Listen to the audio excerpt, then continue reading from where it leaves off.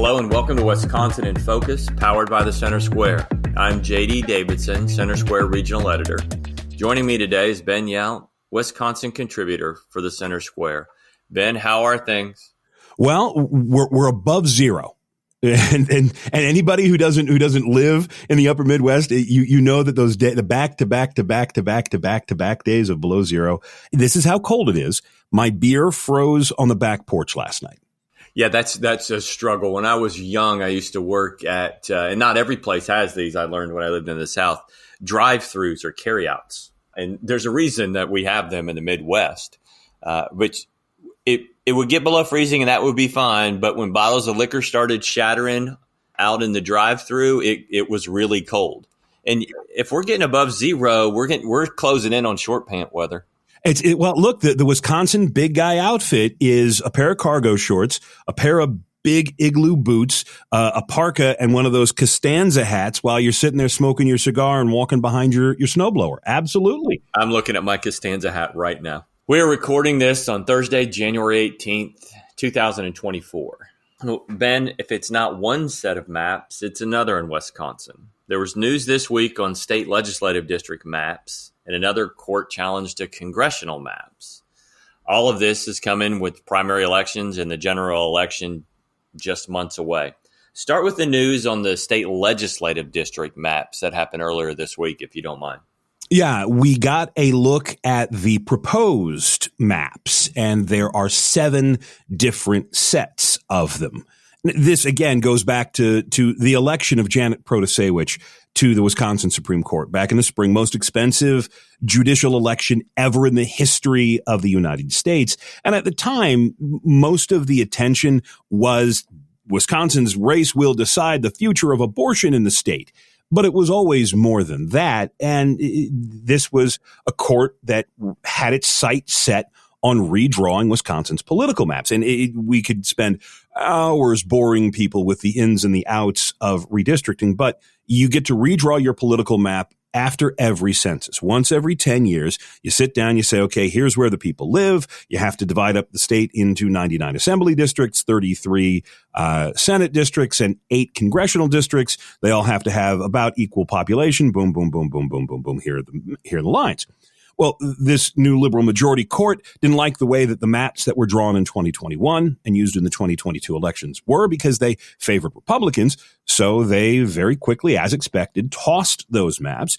They are giving Republican lawmakers, the governor, a couple of professors, advocates, and the like, the opportunity to make suggestion on these maps before a pair of court-hired experts will actually go ahead and decide these maps. But these 7 different proposals, essentially, almost universally give Democrats more seats. Some, the governors in particular, would actually, the way it's drawn, flip the legislature from Republican-controlled to Democrat-controlled. And one of the things that has angered an awful lot of conservatives, including the people over at Wisconsin right now, who pick up a lot of our copy, by the way, the governor's maps would force a number of Republicans to run against each other in newly drawn districts. So not only would it give the Democrats a seat advantage, it would turn the knife a little and push a bunch of incumbent Republicans out of the assembly. So every state has their own way of doing these things.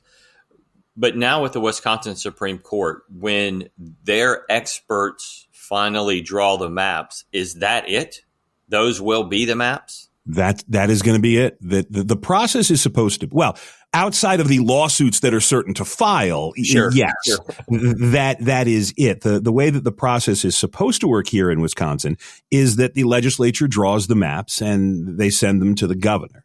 Now, the governor can sign them, or the governor could work with lawmakers to reach a consensus map. But as is the political reality of drawing the map, the upside of winning it all is so much better than the downside of cooperating, that no matter who is in charge, whether it's Republicans or Democrats, you draw the map to best suit yourself. And bipartisanship and good government go out the window. This is the map who controls the legislature. The court's decision here, their order, has completely cut the legislature out. And that's key because not only does the United States Constitution, but the Wisconsin Constitution gives the power to draw legislative maps exclusively to the legislature. And Governor Evers' maps are vastly different than the legislature's maps. The maps that the experts are going to settle on will be vastly different than the maps from lawmakers. And so there's going to be an interesting question about, is this a constitutional violation? There's some new federalism here. The challenge is all based on a Wisconsin constitutional guarantee, not a federal constitution guarantee. So that keeps it out of the United States Supreme Court for now. There's also the difference between political gerrymandering and racial gerrymandering. And just real quick, political gerrymandering is absolutely okay. You may not like it. You may not agree with the party that's doing the gerrymandering, but carving up a state based on politics, the courts have said, is perfectly fine. Racial gerrymandering, cutting up a state based on skin color, that's not okay. And if this Wisconsin map goes too far, it could be struck down. Remember, Governor Evers drew a fair map to be used for the 2022 elections. That was tossed out because it violated the Voting Rights Act because of racial gerrymandering. So yes, this is it, except for the huge court battle that follows. And don't forget, these maps have to be finalized by March 15th if they are going to be used in the 2024 elections. So the clock here is ticking. Real quickly, that's not the only issue with district maps in the state. There was a court challenge to congressional maps this week. Yeah, this is a different liberal law firm, but the same idea that the Elias Law Firm. Mark Elias has longtime ties to the Hillary Clinton sort of sphere of influence, and he's filed a number of these challenges across the country. He's now looking to get the congressional maps kicked based on the same idea that they are too friendly to Republicans. Wisconsin has 8 congressional districts. 6 of them are held by Republicans. Really, only the Western Wisconsin seat is up for grabs. The rest of them are all safe. So yeah, again, another ticking clock because voters go to the polls.